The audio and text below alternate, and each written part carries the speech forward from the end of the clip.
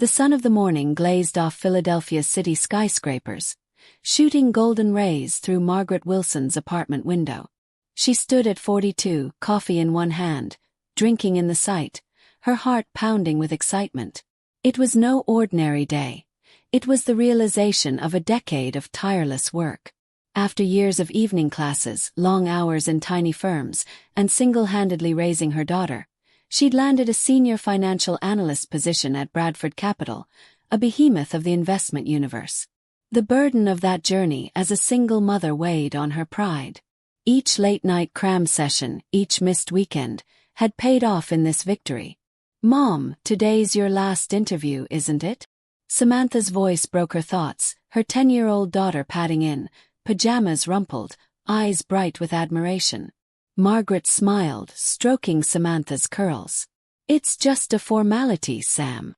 I've got the offer, today's paperwork and a tour." Samantha's arms wrapped around her, her hug fierce. "You're gonna be amazing. Congrats." The warmth of her daughter's words melted Margaret's nerves. For 10 years, she'd poured her soul into providing for Samantha while climbing the corporate ladder. Every dismissal, every restless night, had tempered her into a woman of steel. And yet, as she cooked pancakes, her mind turned to her mother, Eleanor Wilson. A retired executive secretary with 30 years at a Philadelphia conglomerate, Eleanor had vast business connections. But their relationship was a minefield. When Vanessa, Margaret's younger sister, was born, Eleanor's love switched, anointing Vanessa her jewel. Margaret was the neglected daughter, her efforts dismissed. Vanessa, now 35, lived a pampered life in Eleanor's sprawling home, jobless despite her college degree. "Mom, we're going to Grandma's tonight, right?" Samantha's voice pulled her back, the girl spreading jam on her toast. Margaret's smile tightened. "Yes, to share my job news." Dread coiled in her chest. Eleanor's congratulations were often laced with barbs, like her past remarks. A single mother can't handle a big firm. Duty required Margaret to share her triumph, but she prepared herself for doubt. Samantha, in ignorance, chirped, "I want to show Grandma my new picture." "Of course, honey," Margaret said, feeling her heart fall. Eleanor's chill befell Samantha, too, and her bias against single-parent households manifested in her remoteness. Vanessa was worse, her spitefulness biting deep. "Big sister got pregnant too young, abandoned her career," she'd sneer, or, "Children from broken homes turn out to be troubled, don't they?" She'd say it even in Samantha's earshot, her cruelty a blade. Margaret glanced at the clock. "Sam, we're late for school. Hurry." After dropping Samantha off, Margaret drove to Bradford Capital. The skyscraper loomed, its glass facade gleaming like a promise. She took a deep breath, grounding herself. "I earned this." Her qualifications, her grit, had won this role. The office tour was a whirlwind, sleek conference rooms, bustling analysts, the hum of ambition. Paperwork signed, she left buoyant, her future bright. But the evening loomed. Eleanor's house awaited. In the car with Samantha, Margaret steeled herself. "No matter what Grandma or Aunt Vanessa say tonight, don't let it hurt you. We've got each other." Samantha squeezed her hand, her voice small but fierce. "I know, Mom. I'm so proud of you." The words were armor as they pulled into Eleanor's stately Chestnut Hill home. Ivy wrapped around the brick exterior, concealing decades of family strain.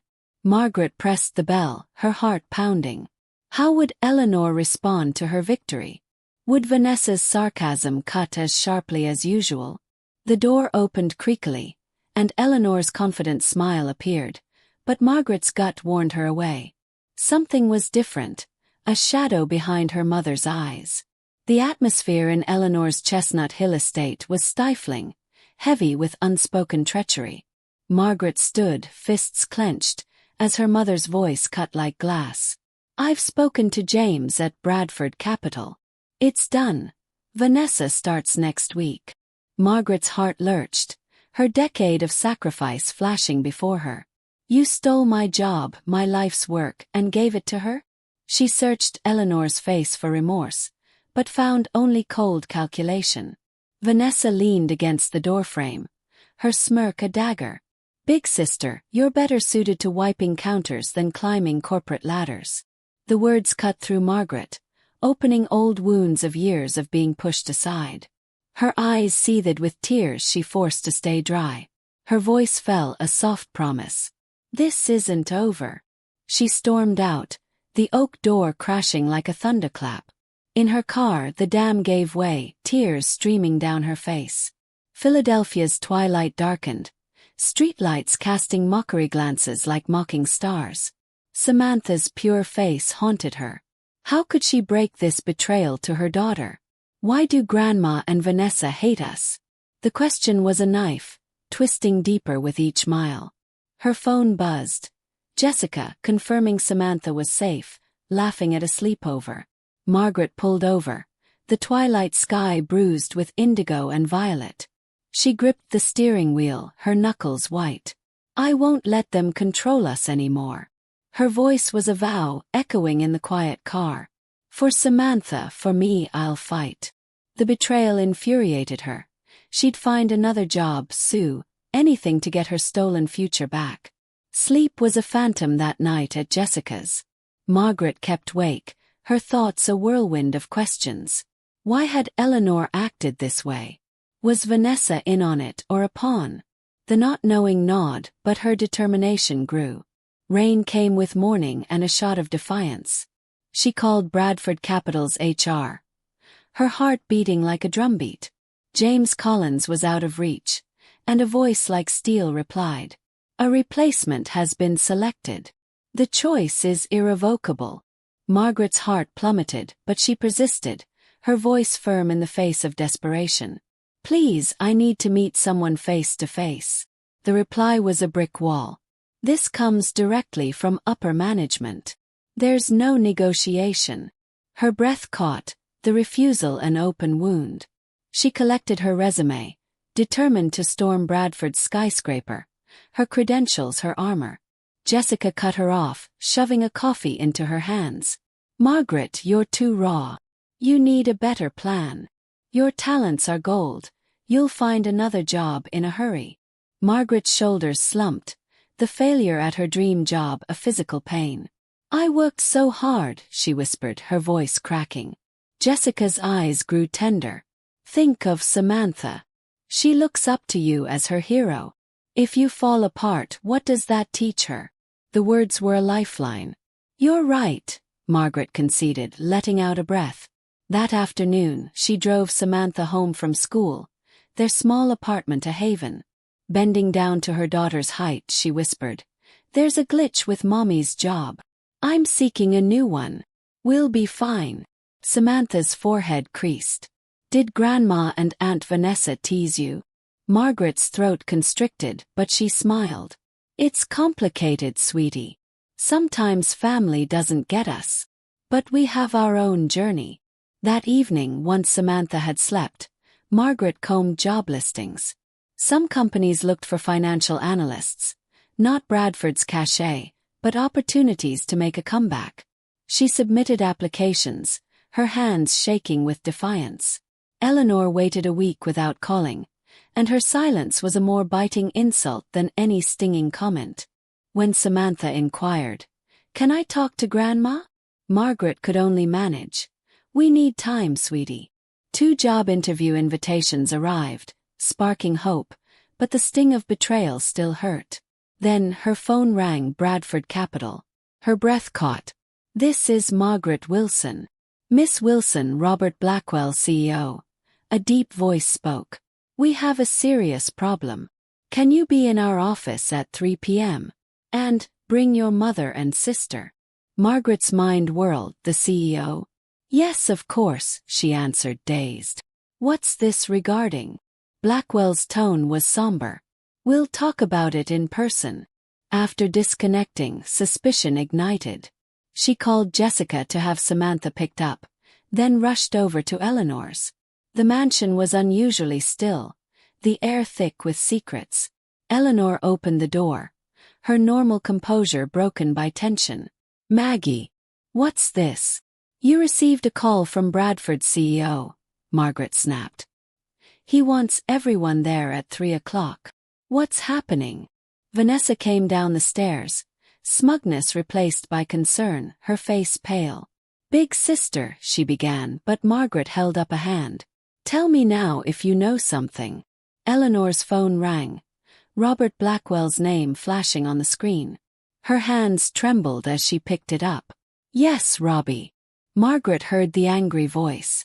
Eleanor, you faked Vanessa's qualifications, using Margaret's successes. She flubbed a client presentation today, could not work basic spreadsheets. Presenting false qualifications is almost illegal.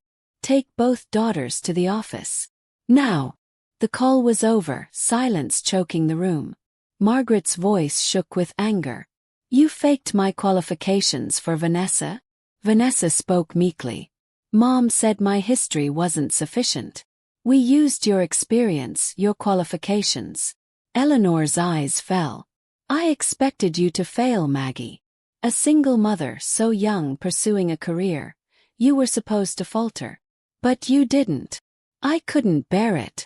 Vanessa was entitled to a chance. Tears streamed down Margaret's face, her voice strained. You've looked down on me ever since Samantha was born. No, beforehand.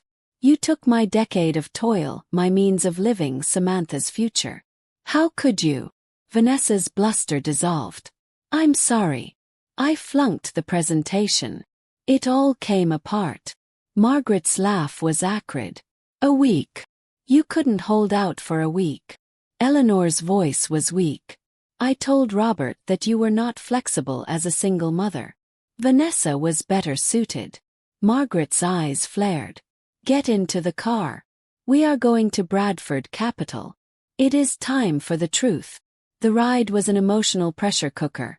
Anger, betrayal, and an odd freedom. Eleanor's lifelong dismissal was exposed. Her motives revealed. As the skyscraper towered above them, Margaret asserted herself, her tone steel. Our relationship changes today. I will never forgive anyone who threatens Samantha or me again. The elevator journey to the 45th floor was like climbing to a reckoning. Windows in the conference room framed Philadelphia's cityscape, but there was an air of tension. Robert Blackwell, CEO, sat with executives with stern faces, papers scattered in front of them. Margaret, Eleanor, and Vanessa seated themselves across, the silence oppressive. Thank you for meeting with me, Blackwell started, his voice as cold as marble. We're discussing a serious issue. He addressed Margaret. Miss Wilson, you were offered the position of senior financial analyst, right? Yes, Margaret answered firmly, her back straightened, her voice even though her heart was racing. Blackwell turned to Eleanor. You called us to reject her offer without informing her, and suggested Vanessa, based on Margaret's qualifications. Did you do that? Eleanor's hands shook as she held a glass of water.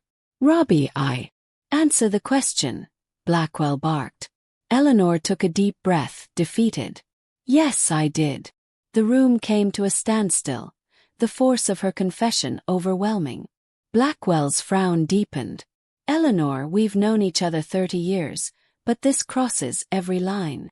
Vanessa couldn't perform basic financial tasks in today's client meeting. She humiliated us. Vanessa shrank, her face burning with shame. Blackwell's voice grew sharper. Our investigation uncovered altered documents. Margaret's qualifications, her performance records, falsified under Vanessa's name. This isn't just a favor gone wrong. It's potential document forgery, a criminal act. Margaret's heart pounded, the depth of her mother's betrayal sinking in. Eleanor's face contorted, her mask of sophistication broken. Vanessa's eyes flashed, caged like a trapped animal. The executives' gazes pierced them, and the terrible question suspended in midair. What would happen next? The conference room of Bradford Capital was an agony of tension, the Philadelphia skyline a brooding onlooker through imposing windows. Eleanor's face went white, her dignity broken. I didn't intend for it to get this far. She whispered, hardly making a sound. Robert Blackwell, CEO, gave the HR representative a curt nod. The screen flashed into life, showing Margaret's resume. Her name crudely substituted with Vanessa's. Margaret's heart hammered, the betrayal exposed in black and white. Blackwell spoke in a grim tone. And this is even more disturbing. He indicated an email, its contents searing Margaret's mind.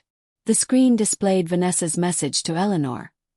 Mom, using Big Sister's background. Surely no one will ever notice.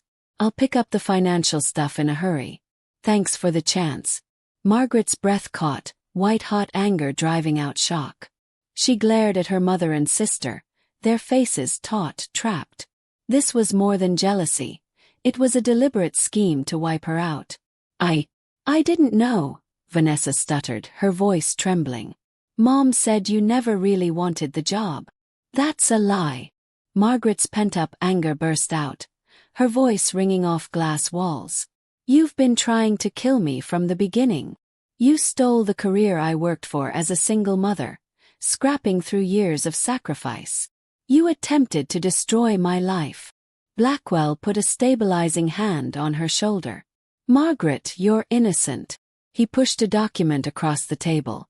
This is your original resume and evaluation. You scored highest among our candidates, purely on your merit. Margaret's vision welled up with tears, her throat constricted by emotion. She'd struggled so desperately, and here was confirmation, unvarnished and honest. Blackwell's tone hardened. His eyes fixed on Eleanor and Vanessa. Our company doesn't suffer misconduct. Eleanor, Vanessa, this could warrant legal action. Eleanor's eyes begged. Robbie, for the sake of our friendship.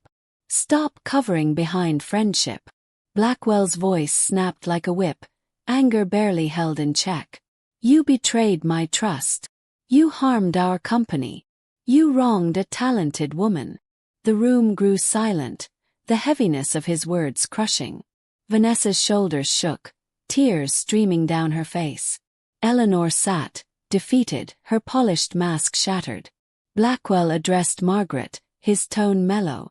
Miss Wilson, we want to honor your initial offer. To demonstrate our confidence, we're giving you a promotion to lead an important project. Margaret's heart skipped.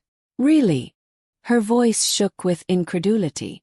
Blackwell smiled, warmth breaking through his reserve for once. Your potential is unquestionable.